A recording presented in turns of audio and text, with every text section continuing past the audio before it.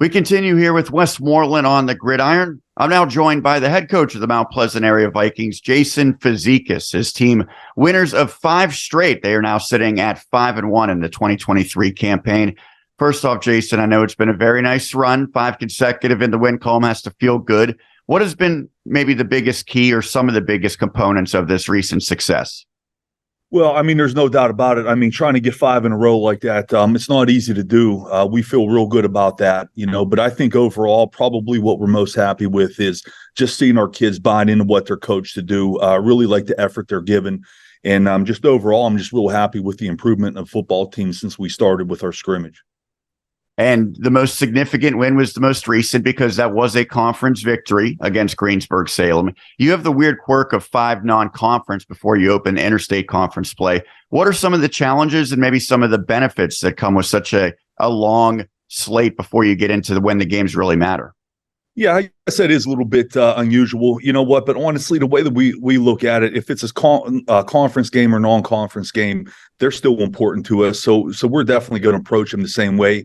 But, once you do get into that conference schedule, I think even our kids kind of pick up that, there's a little bit more to them, that you have to be ready a little bit more. So we can definitely feel that starting to kick in with our kids.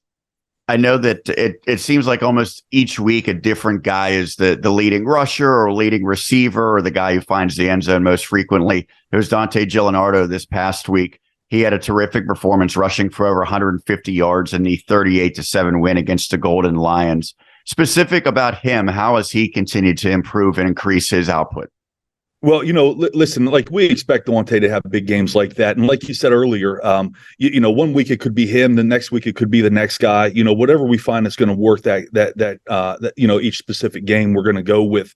And like our running backs are real good. They recognize that they either have to run it, fake it, or they got to block, and they do a great job with that. And then Dante capitalized off of that and had a great game.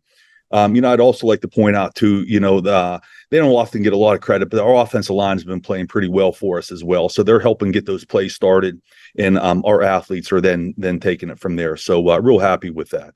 Yeah, every time we come out in preseason camp, it seems like you spend the majority of your time working with the offensive and defensive lines to get those guys ready. The guy who orchestrates all of this offensively, though, is your quarterback, Cole Chatfield. He got a lot of reps over the last 2 years. Now as a junior, it seems like that's paying major dividends. How has he become such an instrumental part of what you do? He is a big part of what we do. We ask him to do a lot, believe it or not, with our RPO game and our passing game's pretty involved. And, I think that Cole's just making good decisions, man. Like he can just really run the offense. He has a good grasp of what we want to do. So we're just real happy with his progress. And I think he has the ability to make big plays at any time as well, too. So, real happy with where Cole's at right now. Going back about a decade since I first saw Mount Pleasant football with Bo Ruffner, and then even throughout your tenure, maybe some exceptions, but more time than not, it was heavily predicated on running the football. It really does feel like this year you're way more balanced in the ability to pass it. I know when I saw you against York, I was very impressed with that part of your game. Have you made any changes, or is it just simply that you've run the exact same system, but you have a little bit more skill in terms of the passing options? Well, every year is different, right? And I spent like 9 years as an assistant with Bo, and we've been together for a long time, he and I. So I think what you're seeing now is more just kind of like the evolution of things of where we wanted to go. The RPO game has been really big for us, especially since you have a quarterback that can handle it, so yeah, and every year is different. Like, maybe we feel like we got kids in some spots right now that make some catches for us and everything like that. And you also got to be able to protect the passing game as well, too. So when you have all those factors in line like that, we just try to go with what we think is going to help us win the game. Talking to Jason Fazekas, the head coach of Mount Pleasant area. And so we mentioned the victory against Greensburg Salem, but the one that preceded that I thought was really a defining win to this point. You rally against Freeport, a team that defeated you a year ago. So that's a pretty clear sign that your team is potentially better than where you were in 2022. And especially that had to feel great to come back with that second half rally. What did that do to kind of galvanize your team and maybe take your team to a higher level? Well, I hope it has a lot to do with that. Like it's big to do that, to kind of flip things in the second half. Remember, we kind of did it the week before that against Valley as well.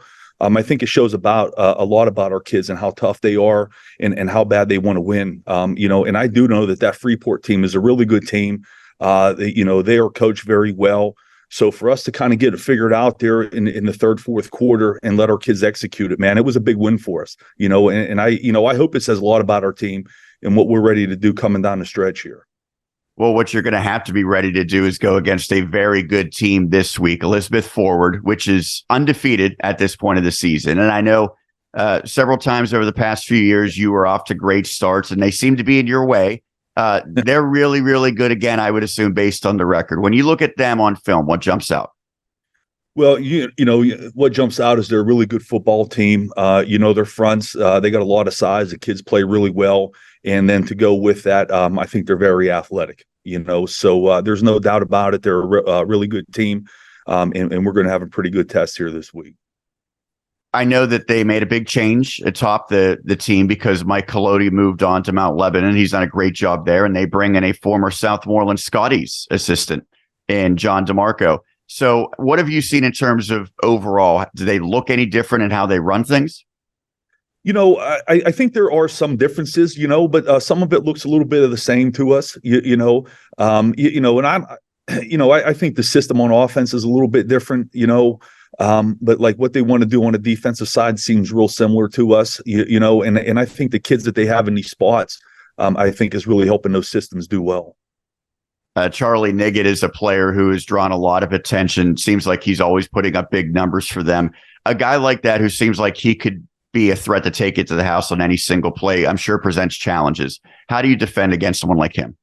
Oh, there's no doubt, him along with a couple of the other kids, So, when you go into something like this, it'd be great to say, yeah, we want to shut them down. That's the plan. We're going to, keep the ball out of their hands. The reality is they're going to make some plays. They're going to get their touches. What we have to do is through our game plan and have our kids play through it is you want to try to limit those big plays as much as you can, and it comes back to, executing with how we want to play our coverages and our fronts and everything. And it also comes back to how well that we're going to tackle. So, we're going to do our best, and you got to respect how really good they are in athletic, and we're just going to try to limit that athleticism the best we can. Let's flip it to the other side of the football. What do they do defensively, and what will be key for your team on the offensive side? My take with them defensively is, at all three levels, I think they're pretty solid. Like they got some really good players there. The kids play their plan and they execute that scheme really well. So for us, I say it all the time. We got to take care of ourselves first. We got to make sure that we're right with what we want to execute. And when we get into it, we have an idea of where we're going to start, but we got to be able to find something that we can kind of get going. Some part of our offense that we got to find a groove and get it going there. So it'll be a challenge, but I think our kids are ready for this, for this game. To get to the ultimate destination that you and your players set, how significant is this game in achieving that? Well, it's they're all significant, and this one especially, given the point of the year that we're at. One of the things that we talk about all the time from the beginning of the year and throughout the season, I really think it's important. And when you come down the stretch, that you want to be able to be in a position that your games are meaningful. You want to play meaningful games right now. So certainly this game is very meaningful on a lot of levels, with where we want to be at the end of the season, where we want to be in the conference. So it has a lot for us. This is an important week, no doubt. For you on a personal level, what have you enjoyed most about this season so far and about this team? Like I said, I think we got a great group of kids. I always do enjoy the relationships with them, and we kind of build that as a coaching staff.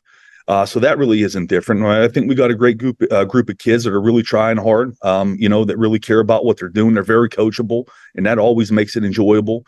I enjoy the coaches I got on staff too. A lot of times we don't talk about those guys enough. But I really enjoy coming and working with them and talking with them, and even the fun moments when we're all joking around. So, we kind of enjoy that moment there with our staff and with our kids. I think it's important to do that. So this year has been pretty special with that. Well, Jason, we always enjoy talking to you. I appreciate you doing this, and good luck on Friday. Yep, no doubt. Appreciate the time. Thanks a lot.